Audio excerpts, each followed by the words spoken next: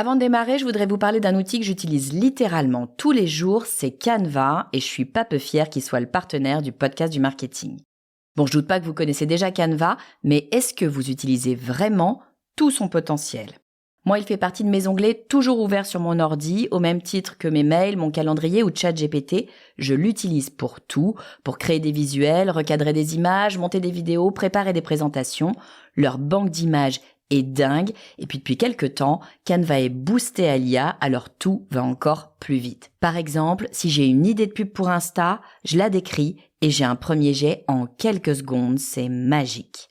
Franchement, si vous êtes dans le marketing ou pas et que vous n'utilisez pas Canva, je ne sais pas comment vous faites. Ce qui est sûr, c'est que Canva me fait gagner en temps, en créativité et en professionnalisme. Et cerise sur le gâteau, vous pouvez tester tout ça gratuitement sur canva.com. Je dis ça, je dis rien. Allez, on retourne à l'épisode. Tiens d'ailleurs, la vignette du podcast, je l'ai faite avec Canva. Vous écoutez le podcast du marketing, épisode 305.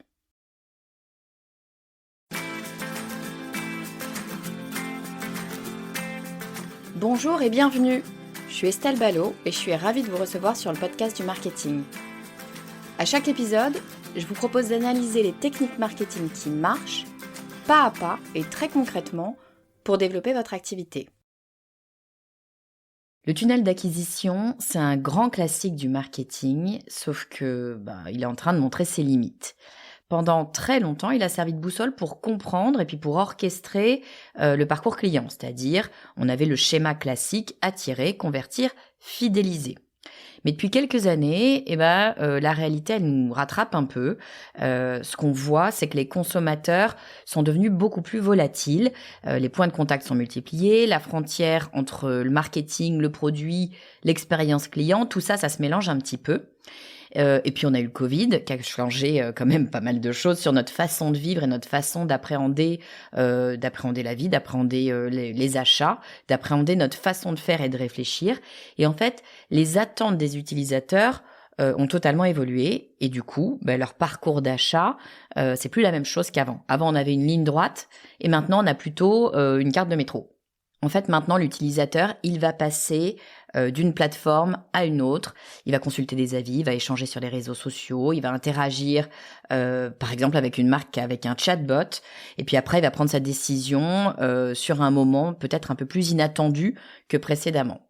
En gros, qu'est-ce que ça veut dire ? Ça veut dire que notre fameux tunnel de vente, il s'est transformé en un réseau qui est complexe, où chaque étape, ça peut être une opportunité ou alors un point de rupture. Cet épisode, il a pour objectif de voir comment est-ce qu'on peut repenser le tunnel d'acquisition pour qu'il corresponde à notre réalité des comportements actuels, des comportements du moment.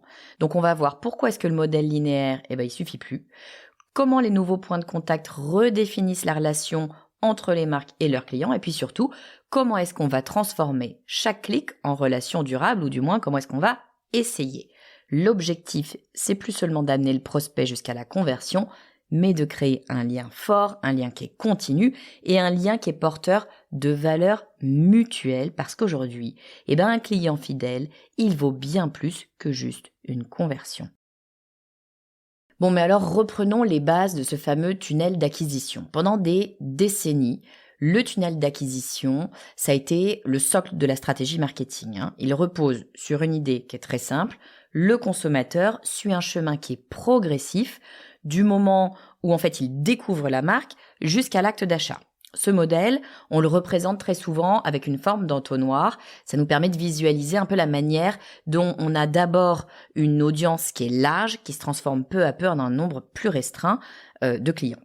Donc le concept, il trouve son origine dans les travaux publicitaires du XXe siècle, notamment avec un modèle dont vous avez déjà entendu parler, qui est le modèle AIDA, Attention, Interest, Desire, Action. Donc l'attention, l'intérêt, le désir et l'action. Il s'agissait, avec ce modèle AIDA, de venir capter l'attention du consommateur, de susciter un certain intérêt, de nourrir un désir et puis de conduire à l'action d'achat. Cette approche, elle vient du marketing de masse. Le marketing de masse, c'est ce qu'on a fait pendant des années et des années et des années jusqu'au digital. Et cette technique-là, elle s'adaptait parfaitement à un contexte où on avait des marques qui contrôlaient la communication et du coup, on avait des parcours d'achat qui restaient assez prévisibles. Le truc, c'est qu'avec le digital, le modèle, évidemment, il s'est modernisé, il a changé, mais ses fondements, ils sont restés assez identiques. Ce dont on parle à ce moment-là, c'est de 3 grandes étapes, qui sont à peu près les mêmes, toujours. C'est awareness, c'est-à-dire la notoriété, le fait de connaître une marque. Donc c'est la phase de découverte. L'objectif, c'est de rendre la marque visible et de créer de la curiosité. Les leviers qu'on va utiliser, ça va être la publicité, le SEO ou alors les réseaux sociaux.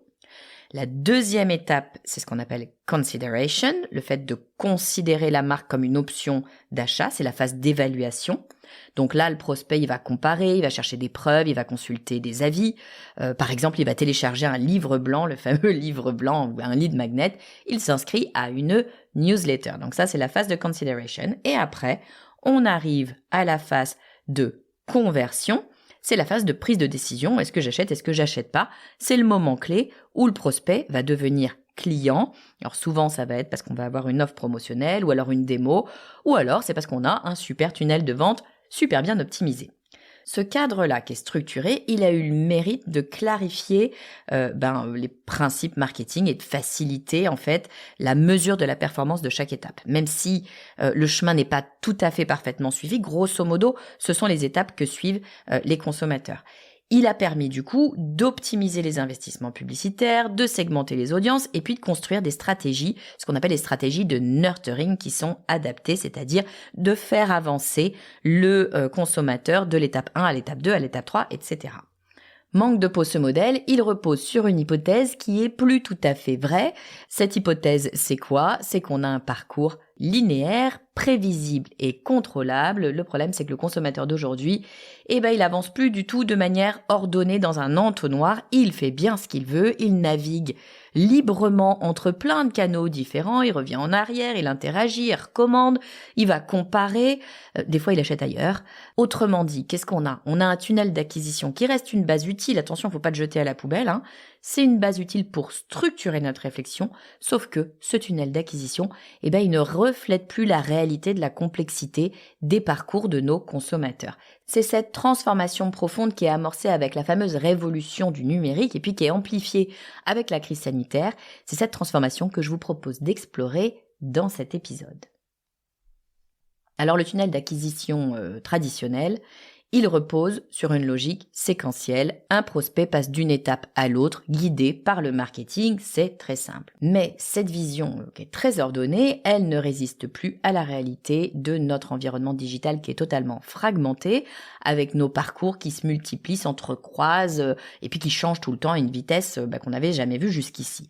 Aujourd'hui, l'utilisateur n'avance plus de manière prévisible, il navigue entre différents canaux selon ses envies, ses besoins, ses émotions du moment. Cette fragmentation, elle s'explique d'abord par la diversité des points de contact. Vous avez un utilisateur qui va pouvoir découvrir une marque via par exemple une vidéo TikTok. Ensuite, il va consulter des avis sur Google, il va recevoir une recommandation, pourquoi pas sur LinkedIn, il va interagir avec un chatbot, et puis il va finaliser son achat dans une boutique physique. Chacune de ces interactions va influencer sa perception et puis sa décision. Mais aucune de ces interactions ne va s'inscrire nécessairement dans un ordre logique. Le parcours d'achat, ça devient une espèce de maillage complexe où chaque point de contact compte et c'est plus le responsable marketing qui décide, entre guillemets, de l'ordre des étapes. Les étapes, elles viennent un petit peu comme elles veulent ou en tout cas comme le consommateur va les ordonner lui-même. Parce qu'à cette complexité s'ajoute une sorte d'autonomie croissante des consommateurs. Les consommateurs, ils ne subissent plus les campagnes marketing, ils les contournent, voire même ils les comparent, ils les commentent, ils font un peu ce qu'ils veulent, quoi. Ce qu'il y a, c'est que avec l'instantané qu'on a maintenant de l'information, ça a totalement inversé le rapport de force. Le client maintenant, il va contrôler le rythme et les modalités de sa relation avec sa marque. Du coup, le rôle du marketing, c'est plus d'imposer un parcours, c'est de s'adapter à celui que le client choisit d'emprunter. Et ça, on n'a pas trop l'habitude, ça fait une très grosse différence. Et les marques qui continuent à raisonner en entonnoir, le risque, c'est qu'elles vont potentiellement passer à côté de la réalité des comportements. Ces marques-là, elles concentrent souvent leurs efforts sur une conversion immédiate, sauf qu'elles oublient tous les micro-moments qui précèdent et qui suivent l'acte d'achat. Sauf que c'est précisément dans ces moments-là que se construit la confiance, la préférence et à terme, la fidélité. Dernier point, la fameuse crise sanitaire, le Covid, ça a accéléré littéralement cette transformation. Le confinement, ça commence à dater, c'est il y a 6 ans, n'empêche que le confinement, ça a bouleversé les usages, ça a favorisé l'achat en ligne, les interactions à distance, et puis ça a créé une sorte d'exigence accrue en matière d'expérience client. Résultat, les consommateurs attendent une continuité parfaite entre tous les canaux et une cohérence dans les messages, quelle que soit finalement la plateforme qu'ils vont utiliser. Donc le tunnel d'acquisition linéaire tel qu'on l'a connu, il ne suffit plus à représenter cette complexité. Il faut désormais penser en écosystème, en parcours vivant si vous voulez, où on va avoir chaque interaction, chaque expérience, chaque émotion qui va influencer la suivante. C'est ce nouveau paradigme qu'il faut comprendre, celui du parcours utilisateur non linéaire. Oui, parce que le parcours d'achat actuel, il ressemble de plus en plus à une toile d'araignée. Imaginez une toile d'araignée, chaque fil représente un canal, une interaction, une influence, et vous avez votre consommateur qui est exposé à une infinité de points de contact, et tout s'entrecroise, et chacun potentiellement va jouer un rôle dans sa décision finale. Le défi pour les marques, c'est plus seulement de capter l'attention, c'est de maintenir la cohérence de leur présence dans cet énorme écosystème totalement éclaté. Donc évidemment, vous avez les réseaux sociaux qui occupent une place centrale dans ce maillage. Les réseaux sociaux, en fait, ils servent pas uniquement à la notoriété, ils vont influencer la considération et même la conversion dans une moindre mesure, mais quand même. Un post LinkedIn, par exemple, ça va susciter potentiellement une recherche sur Google et puis une story Instagram, elle va déclencher un achat immédiat, alors qu'un commentaire TikTok, peut-être qu'il va orienter une opinion.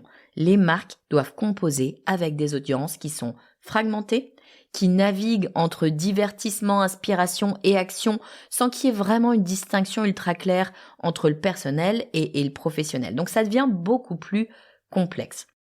Le search, dans tout ça, il reste une sorte de pilier du parcours, sauf qu'il ne se limite plus à Google. Les consommateurs, maintenant, ils cherchent des produits sur Amazon, des avis sur YouTube, des recommandations sur Reddit. Bon, c'est un peu plus américain sur Reddit peut-être qu'en France, mais en tout cas, ils vont chercher des éléments un peu partout, par exemple sur Pinterest, pourquoi pas.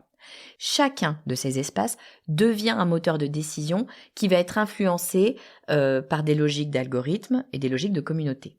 Ça oblige les marques, en fait, à repenser totalement leur stratégie SEO et à adapter leur message selon le contexte et selon le support. Ensuite, vous avez les communautés. Les communautés, elles vont être en ligne ou physiques, mais elles jouent un rôle décisif. Les consommateurs font davantage confiance à leurs pairs qu'aux publicités. Ils se tournent vers des groupes privés, des influenceurs, des ambassadeurs de marques, et tout ça, ça va leur permettre, en tout cas ça va les aider à valider leur choix. Cette dynamique horizontale, ça a littéralement transformé la communication. Parce que les marques, elles peuvent plus juste se contenter de parler à leurs clients. Elles doivent dialoguer avec eux, elles doivent laisser les clients dialoguer entre eux. Et tout ça, ça se fait souvent dans des espaces qu'elles contrôlent pas totalement. Et puis dernier point, vous avez les technologies conversationnelles. Alors ça, c'est le dernier truc super à la mode, bien sûr. Les chatbots, les assistants vocaux, les IA génératives. Tout ça, ça va introduire une nouvelle dimension, celle de l'interaction en temps réel. Ces outils, ils vont permettre d'accompagner le client à chaque étape, de personnaliser les réponses et puis évidemment d'améliorer l'expérience globale. Mais ils imposent aussi une exigence, être pertinent, rapide et humain, même dans l'automatisation. En gros, le parcours d'achat actuel, c'est plus une succession d'étapes, mais c'est une mosaïque d'expériences. Chaque point de contact, c'est une opportunité d'apporter de la valeur à condition que le message, il reste aligné et il reste authentique. Dans cette logique, c'est la cohérence qui devient le nouveau gros levier de performance. Et ça, moi, ça me fait plaisir parce que ma construction, moi, en tant que marketeur, elle s'est faite dans ce qu'on appelle le marketing central. C'est-à-dire, c'était un marketing dans une grosse boîte qui déployait le marketing dans plein de pays différents. Et notre job à nous, c'était quoi? C'était d'assurer la cohérence de marque. Donc, ça n'a pas été inventé là tout de suite, parce que ma carrière, elle commence à dater un peu. Ça fait plus de 20 ans maintenant que je fais du marketing. Mais la cohérence de marque, elle a toujours été là. Elle se renforce encore plus maintenant avec la multiplication des points de contact. Alors le marketing, on va l'appeler le marketing moderne, est en train d'évoluer sur une idée simple mais super exigeante. Le parcours client n'est plus un chemin imposé, c'est une expérience co-construite. Alors attention avec ce mot de co-construction. Les marques qui vont réussir, ce sont celles qui ne cherchent plus à pousser le consommateur dans ce fameux tunnel, mais celles qui l'accompagnent dans un réseau d'interaction où chaque contact compte. Ce changement de paradigme, il s'explique par la fameuse multiplication des points de contact, ce qu'on va appeler le multitouch. En fait, votre utilisateur, il va interagir avec votre marque, mettons, 10 fois avant d'acheter. Il va regarder une vidéo, il va télécharger un contenu, il va peut-être ouvrir votre newsletter, il va ajouter votre produit au panier, puis il va pas l'acheter tout de suite.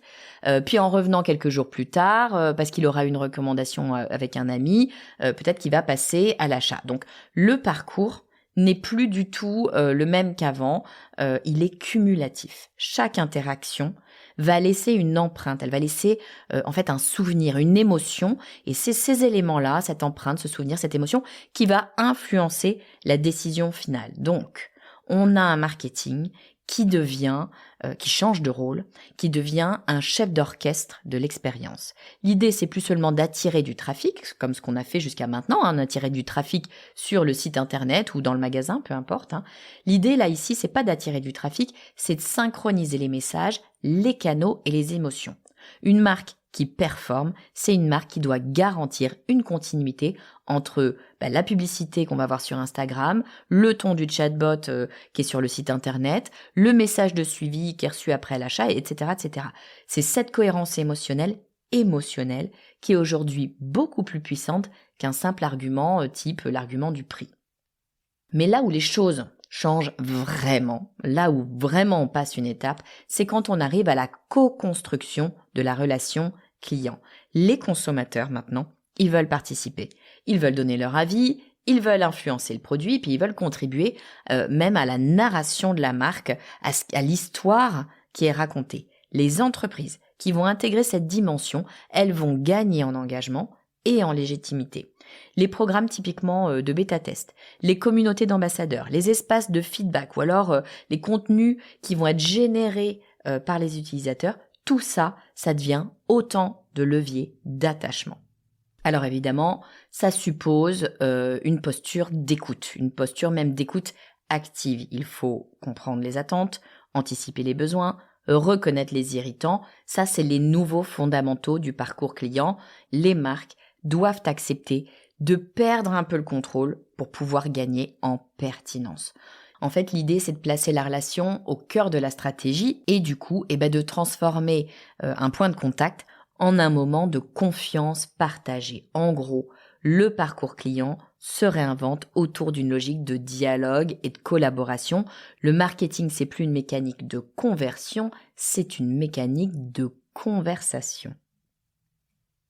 Bon, on va se dire les choses, l'attention, c'est un élément qui est de plus en plus rare, la concurrence, elle est de plus en plus forte, du coup la fidélisation, c'est plus un objectif, ou en tout cas ça ne devrait plus être un objectif secondaire, elle devient la clé de la rentabilité. Le client ne se contente plus d'acheter un produit, un service, il s'attend à vivre une expérience qui est continue, qui est cohérente et qui est personnalisée. C'est ici que la donnée et le contenu post-achat vont prendre toute leur importance. La personnalisation, c'est devenu un levier stratégique en soi. Elle permet de prolonger la relation au-delà de la conversion parce que, elle va créer un sentiment de reconnaissance et de pertinence. L'époque où on avait un marketing assez simple finalement, où on avait un message identique pour tout le monde et ça suffisait, ça marche plus. Les marques maintenant ont besoin d'utiliser la donnée pour anticiper les besoins, pour adapter les recommandations, pour proposer des expériences qui vont être en fait relativement sur mesure. Si vous avez un email de remerciement, il doit être contextualisé. Si vous avez une offre complémentaire, elle doit être pertinente. Et si vous avez un contenu éducatif, il doit être adapté à l'usage du produit au moment où la personne l'utilise pour que ça ait un sens. Encore une fois, c'est une histoire de relation et de relation dans la durée. Mais la personnalisation, elle n'est possible que si elle repose sur une collecte et une exploitation responsable des données. On en revient toujours au même, il faut avoir la bonne donnée. Les utilisateurs, ils vont être de plus en plus sensibles à la transparence et à la confidentialité, et ils ont bien raison. Ils acceptent de partager leurs informations à la condition, évidemment, d'y trouver une réelle valeur ajoutée. Le rôle du marketing, c'est de construire une relation qui est basée sur la confiance en expliquant clairement comment les données vont être utilisées et surtout en démontrant qu'elles servent à améliorer l'expérience, pas à la manipuler. Une fois qu'on a dit ça, vous avez un contenu post-achat qui lui aussi va jouer un rôle central. Vous avez trop de marques qui vont négliger cette étape et qui vont perdre une vraie opportunité d'engagement. Si vous avez un tutoriel qui est bien construit, si vous avez une série d'emails d'onboarding par exemple, ou alors un accès à une communauté d'utilisateurs qui va prolonger l'expérience, qui va renforcer la satisfaction, vous avez un contenu qui devient un outil de fidélisation autant qu'un vecteur de preuve sociale. Un client qui est bien accompagné, c'est pas non seulement un client fidèle, c'est aussi un client qui potentiellement va recommander la marque. Et puis enfin, la personnalisation et le contenu ne sont efficaces que s'ils servent à une expérience, encore une fois, globale et cohérente. L'objectif, c'est pas d'accumuler des interactions, c'est de donner du sens à chacune de ces interactions. Le marketing, c'est plus la recherche unique de la conversion, encore une fois, c'est une véritable orchestration d'une relation où à chaque contact, à chaque donnée, à chaque message, on va venir construire la fidélité globale de notre client.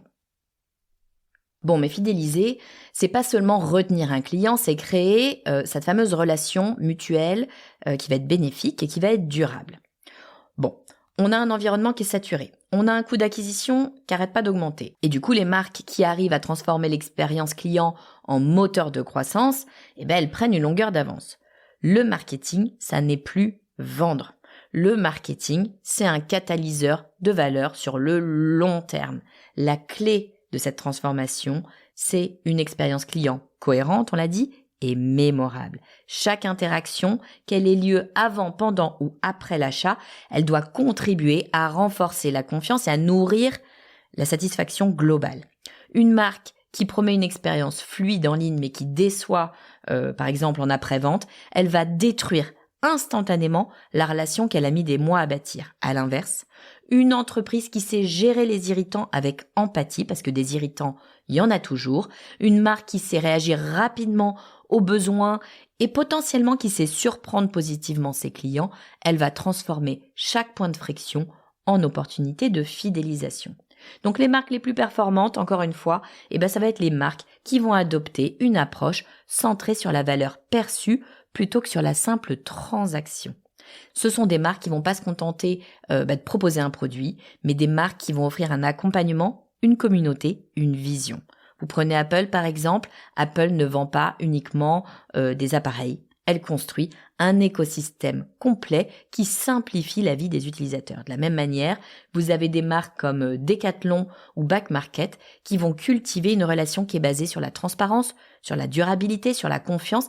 Tous ces leviers-là, ils prolongent la fidélité et ils amplifient la recommandation. Cette stratégie, elle suppose une collaboration étroite entre les équipes marketing, les équipes produits et les services clients. L'expérience, elle peut pas être optimale si tous les maillons de la chaîne ne travaillent pas dans la même direction. C'est en alignant les données, les outils et la culture d'entreprise autour d'un objectif commun qui est la satisfaction client que la croissance devient vraiment durable. Du coup, pour transformer l'expérience client en levier de croissance, il faut une mesure fine et continue de la performance relationnelle. Les indicateurs traditionnels, c'est-à-dire les taux de conversion de panier moyen, ils doivent être complétés avec des indicateurs de confiance et de fidélité comme le Net Promoter Score, le Customer Lifetime Value ou le taux de réachat et d'engagement communautaire. Les marques qui intègrent ces dimensions dans leur stratégie, d'un coup, elles ne dépendent plus d'un flot constant de nouveaux prospects, d'acquisition. Elles construisent une croissance organique qui est portée par la satisfaction, la recommandation et la répétition d'achat. C'est cette maturité marketing qui est fondée sur la relation plutôt que sur la transaction seule qui distingue les entreprises résilientes dans la durée. Alors pour conclure, le tunnel d'acquisition qui avant était ce fameux pilier du marketing, il n'a pas disparu, il s'est simplement transformé. Ce qui était un parcours linéaire s'est transformé en un écosystème vivant qui est fait d'interactions, qui est fait d'émotions, qui est fait de relations humaines. L'enjeu, il n'est plus seulement de convertir, il est de convertir bien sûr, mais il n'est plus seulement de convertir, il est de comprendre, d'accompagner et de fidéliser. Les marques qui continuent à raisonner seulement en entonnoir, elles passent à côté de la richesse du parcours client moderne. Les utilisateurs, ils ne suivent plus un chemin tracé d'avance, ils explorent, ils comparent, ils dialoguent, ils recommandent, ils choisissent leur chemin en fait. Leur expérience va se construire par fragments avec une infinité de petits points de contact, des réseaux sociaux, des communautés, de l'IA. Tous ces éléments-là vont se mélanger dans un univers où la cohérence, la personnalisation et la sincérité deviennent les véritables leviers de performance. Donc, il faut repenser le tunnel d'acquisition et accepter que la relation ne s'arrête pas à la conversion. Il faut considérer chaque client comme un partenaire, un ambassadeur potentiel, un acteur à part entière de la marque. Les entreprises qui cultivent cette approche, elles gagnent en crédibilité, en engagement et en durabilité. Le marketing de demain, il ne se mesure plus seulement en taux de clic ou en ROI immédiat, mais en valeur relationnelle. La capacité d'une marque à inspirer confiance, à apporter de la valeur en continu et à transformer ses clients en relais de croissance, c'est ça qui va transformer une marque lambda en une marque ultra performante. Alors si vous avez une seule idée à retenir de cet épisode, c'est que le tunnel d'acquisition, ça n'est plus un entonnoir, c'est un cercle vertueux, un cercle où chaque interaction nourrit la suivante, où chaque client satisfait devient un levier de croissance et où chaque relation sincère, vaut bien plus qu'une conversion ponctuelle parce qu'au fond, le marketing, c'est pas une science de la persuasion, c'est une science de la relation. Voilà, j'espère que cet épisode vous aura donné à réfléchir. S'il vous a plu, partagez-le s'il vous plaît avec quelqu'un que cela pourrait intéresser. Comme vous le savez, je suis seule derrière le podcast du marketing. Je n'ai pas de gros budget, je n'ai pas de studio de production pour venir me soutenir. La seule chose que j'ai, c'est vous pour partager les épisodes, pour les faire découvrir à une nouvelle audience parce que c'est ça qui fait vivre le podcast du marketing. Alors je compte sur vous et je vous dis à très vite.